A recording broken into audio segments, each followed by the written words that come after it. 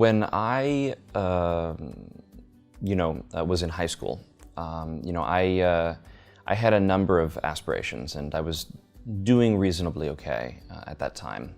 And what ended up sort of coming together was that I did some neuroscience research at the Rockefeller University under the mentorship of a guy named Dr. Richard Hunter, and competed in these science competitions. One of them was the Intel Westinghouse and the New York City Science and Engineering Fair, and I did pretty well. And so I really wanted to pursue neuroscience or something in brain science or related to the mind, because that's always been something that's been fascinating to me. But when I got to college and I started struggling with depression, I got to the point where I couldn't really function. I wasn't showing up to classes.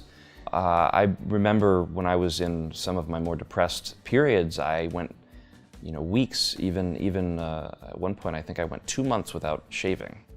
And I was on a full tuition scholarship at the University of Rochester, so it was, they had given me this scholarship, and now I wasn't able to show up. I wasn't able to really do all of the things that they felt that I was capable of doing. It took some time for me to come to terms with what I was going through, but by the time that I kind of had come back from college, was struggling, had pretty much dropped out,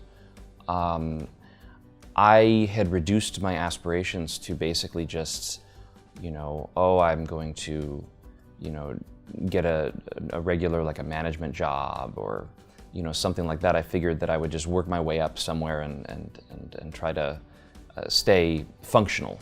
That was my aspiration, was just to be functional. Finally, I started doing the TMS treatment with Dr. McMullen. On one dimension, right, in terms of the actual treatment and the results, I really honestly did not expect much. I and my father were kind of grasping at straws at that point. I had already tried a number of different traditional, less common treatments and so on, and I was just kind of like, whatever, I'll do it because I have nothing to lose.